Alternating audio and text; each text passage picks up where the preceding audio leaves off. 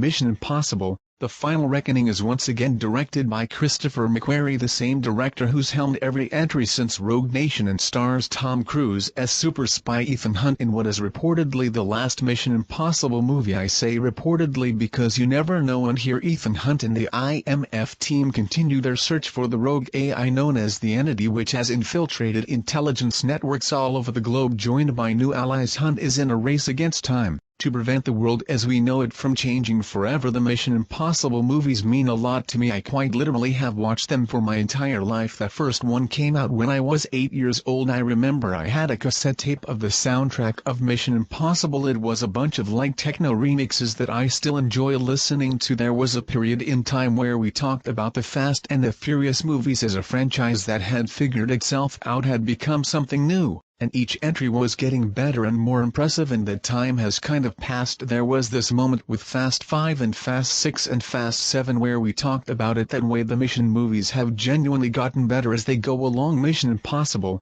Fallout is to this day, I think, an action classic and one of the best action movies ever made, and its follow-up Dead Reckoning. At the time, Dead Reckoning Part 1 was not quite as good as Fallout, but still an incredible film, and I like, and each entry was getting better and more impressive, and that time has kind of passed. There was this moment with Fast 5 and Fast 6 and Fast 7 where we talked about it that way. The Mission movies have genuinely gotten better as they go along. Mission Impossible: Fallout is to this day, I think, an action classic and one of the best action movies ever made, and its follow-up Dead Reckoning. At the time, Dead Reckoning Part 1 was not quite as good as Fallout, but still an incredible film, and I like. Movie is better than any of the action films made. It is well worth seeing on the big screen just for the crazy stunts that Tom Cruise is doing and pulling off in this movie. As usual, this is the whole thing ever since Ghost Protocol was marketed on the fact that he climbed the Burj Khalifa, the tallest building in the world. Every film since then has found a way to turn one of his stunts into the primary selling point of the movie, whether it's hanging off of a plane in Rogue Nation, breaking his ankle while jumping across rooftops in Fallout, speeding a motorcycle off of a mountain in Dead Reckoning, or here hanging from the wings of a biplane that's doing loops and spins and circles and nose dives and all kinds of crazy stuff, and all of that works amazing. Of course, the action in this film looks great. McQuarrie has proved himself ever since Rogue Nation to be a fantastic helmer of action sequences. There's a great truck chase through caves, there's a handful of really badass fight sequences, and a standout suspense sequence inside of a submarine where the water is threatening to drown Ethan at every second. This sequence, like the CIA infiltration of Mission 1 or the Burj Khalifa climb of Mission 4, is very suspense-oriented, and throughout this piece I noticed that I was gripping my hands really tightly and I would loosen them and be like, oh yeah, it's okay, this is a movie.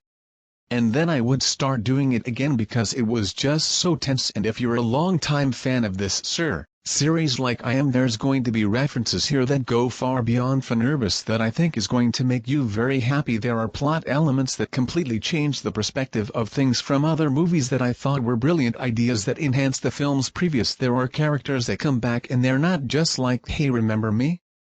They have like substantial roles here. The thing about the movie that I think keeps it from being one of the better Mission movies is mostly its first act. It is saddled with having to remind viewers who perhaps haven't seen all of the Mission movies or aren't as big of fans as someone like I am with all the things they need to know, and there's quite a bit of backstory and a lot of clips from the movies that is shown, and I found myself being like, yeah, I mean, I know all this, but I have to also remember that this is a movie made for like the globe, and I could totally see this film without any of those clips being screened in, and a bunch of people at test screenings being like, I don't remember what that is, who's that, why is that important?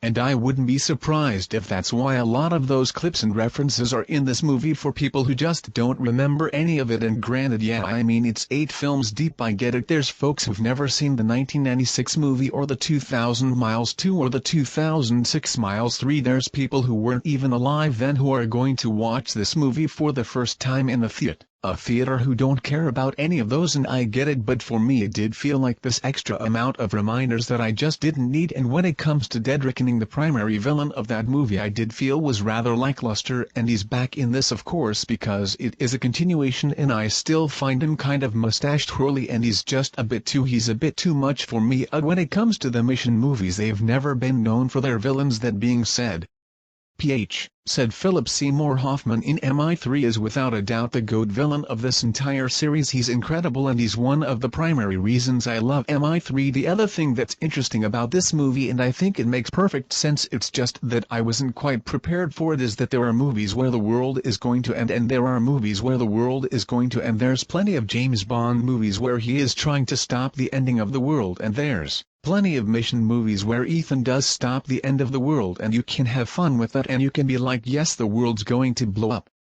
And you never actually feel like it is. Final Reckoning is filled with dread to the point where you can feel kind of sad because it actually is taking it very, very seriously. This element of, this is like total global annihilation we're talking about here, and so it's not like in Fallout where it's like I'm going to try to stop this bomb from going off, or of course the end of Ghost Protocol where you feel like, yes, I was tense but I never really imagine people just dying. It just felt like, yeah, they'll do it. In this one it's a little harder to munch the popcorn, if you know what I mean, because it's just so serious and the humor is stripped out of it. There's certainly some moments of humor but nowhere near as much as usual. This is not what I would call a problem, it's just something to be aware of. The tone here is far more serious. The best way that I can describe it is kind of like the difference between The Dark Knight and The Dark Knight Rises. Obviously The Dark Knight is a very intense and very sad film, but there's something about The Dark Knight Rises that feels so much more somber. There's far less action, there's far less Batman, and it just kind of feels like the world is ending in that movie. That's kind of how I feel about The Final Reckoning. There is less action when compared to the other mission movies. Ethan is kind of off on his own, like not at full power so to speak, and it is a much more somber viewing experience. But at the end of the day, like I said at the beginning of this video, a good mission movie is still better than almost every action movie ever made, despite the fact that this isn't one of the best mission movies, and I say that as a massive fan. It is still a very good movie. With this movie it's like, no, you did amazing work, like you guys worked so hard to